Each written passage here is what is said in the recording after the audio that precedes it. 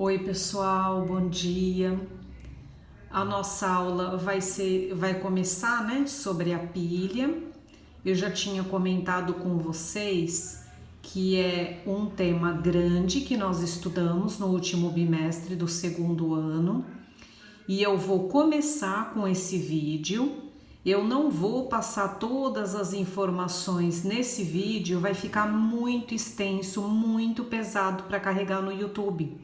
Então eu tô planejando dividir ele em 3 aulas, em 3 semanas. Então eu vou começar a explicar para vocês a reação que acontece dentro da pilha.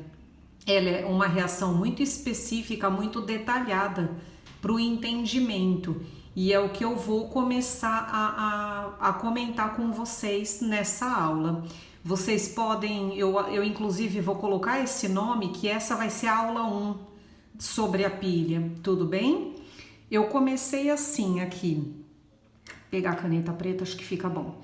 Eu comecei assim, vocês estão vendo que eu não escrevi texto, que eu fiz nas outras aulas. O texto eu vou passar depois das explicações. E vocês podem, texto por texto, vocês podem pesquisar na internet, eu não preciso ficar colocando aqui. Aqui eu vou priorizar a explicação, combinado? Então vamos lá. A pilha de Daniel foi a primeira pilha criada, inventada. Daniel foi um cientista que, por volta de 1826, entendeu a reação que acontecia na pilha. E por que isso foi tão importante? Por que a gente precisa estudar isso? Porque o mundo moderno, já naquela época, em 1826, o mundo moderno, ele funciona com a energia. A gente sabe disso. E a pilha, ela veio para ser uma fonte de energia portátil. A gente não precisa ligar na tomada, não precisa ter o fio. A pilha é portátil. Então, essa foi a grande revolução, né? O grande feito dessa descoberta. Então, a gente vai começar a entender um pouquinho como funciona a pilha. Então, tá bom. A pilha, ela é composta por 2 metais. Como foi que Daniel pensou? Vocês sabem que o meu desenho não é bom, quem lembra, né, das minhas aulas presenciais. Tenho certeza que muitos de vocês desenham infinitamente melhor do que eu, mas vamos tentar entender. Esse aqui é um becker, esse aqui do lado esquerdo, aqui é outro becker. Tem uma placa que eu pintei de prata, eu pintei de lápis e tem uma placa vermelha, estão vendo? Eu estou representando, portanto, eu vou até escrever da mesma cor.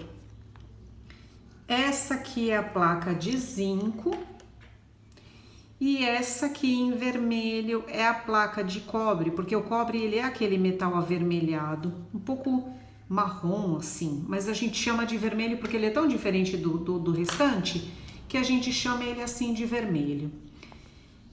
Esse cientista, Daniel, colocou em um becker uma plaquinha. E essa plaquinha ela é presa por um fio, por uma pinça. Eu não vou saber desenhar a pinça. A pinça no laboratório nós chamamos de jacaré, tá bom? Liga por um fio. Aqui é um voltímetro que vai medir os elétrons que vão passar e vai se ligar a plaquinha de cobre de novo por uma pinça, que é um jacaré aqui no fio. Então isso aqui é um fio. E esse fio, o que já se utilizava e continua se utilizando muito, também é de cobre. O cobre ele é um excelente condutor de energia, então, e ele é muito barato porque ele é muito abundante, então é o que mais a gente utiliza, tudo bem? Bom, essa plaquinha, ela tem que ter um pedaço dela submerso numa solução aquosa. Então, essa solução tem que ter, é um sal que tem que ter zinco também. E essa solução aqui é um sal que tem que ter cobre. O que ele descobriu? Que o sulfato de zinco é uma excelente solução para a gente ver o funcionamento da pilha. E a mesma coisa, o sulfato de cobre. Então, sulfato de zinco. E aqui, sulfato de cobre.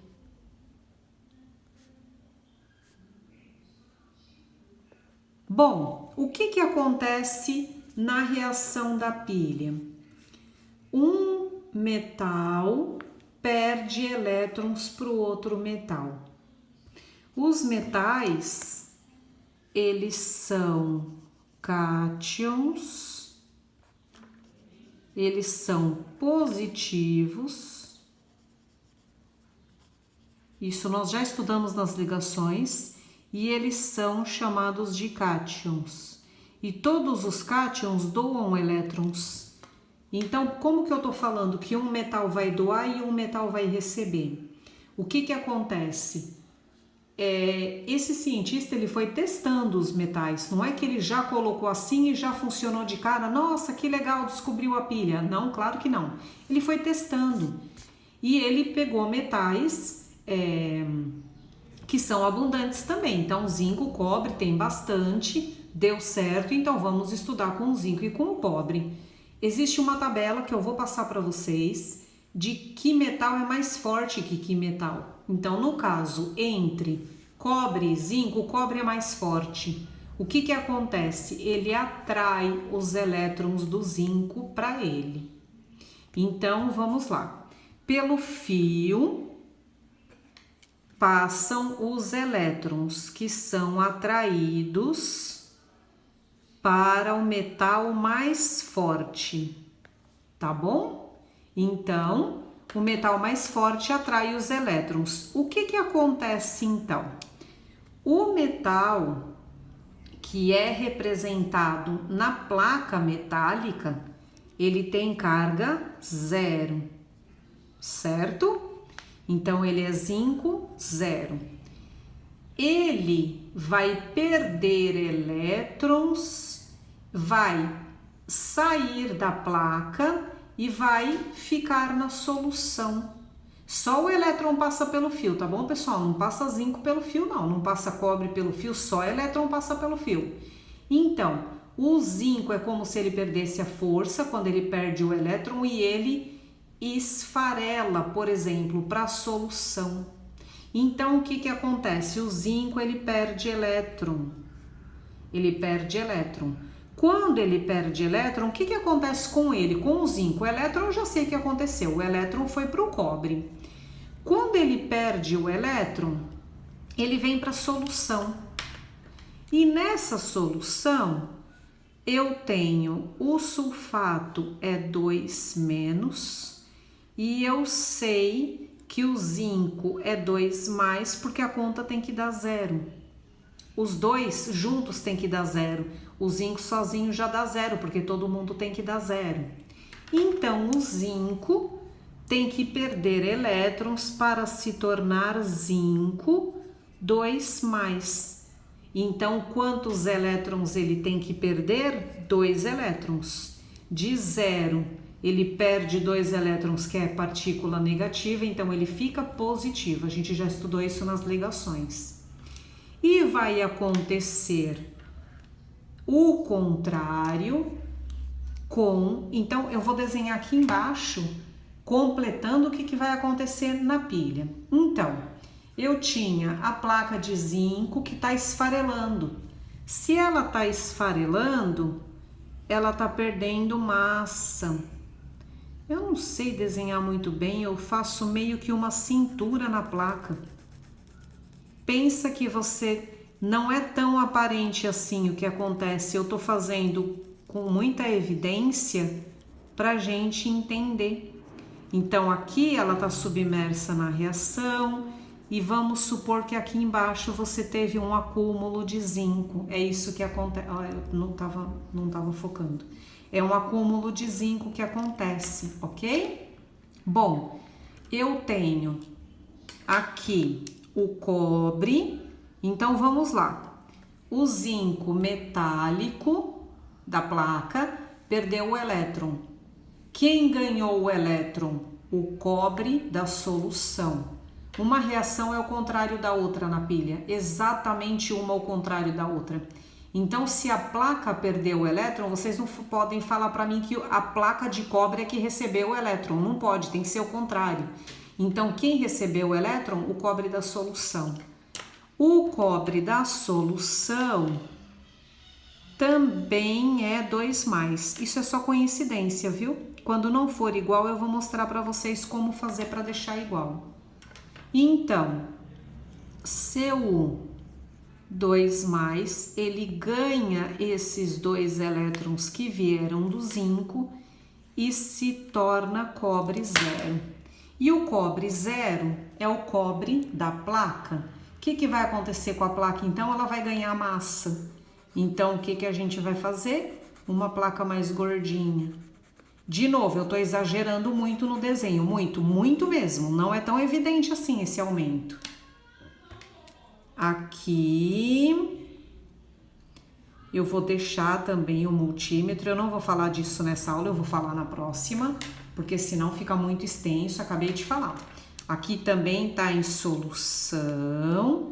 Então, o que acontece nesse momento dessa primeira explicação, que é o que eu estou passando para vocês? Eu estou só no começo da explicação. Eu não concluí ainda o tema. Então, só fazendo uma revisão rápida. O zinco, ele é mais fraco do que o cobre. Existe uma tabela que mede essa força. Eu vou mostrar essa tabela para vocês em outra aula. Então, o zinco perde elétrons pelo fio para o cobre.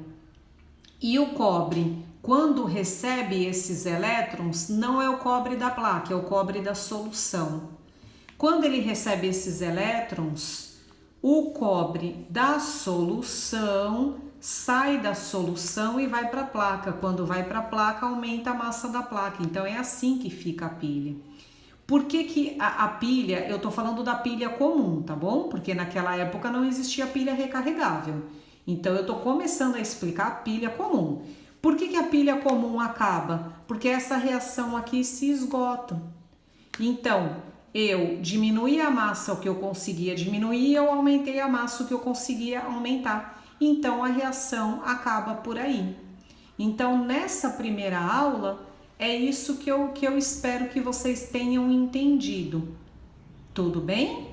Nas próximas aulas eu vou continuar a explicação e eu vou passar o formulário dessa parte que eu expliquei. Eu vou fracionar essa explicação. Combinado? Cuidem-se e até a próxima aula. Tchau!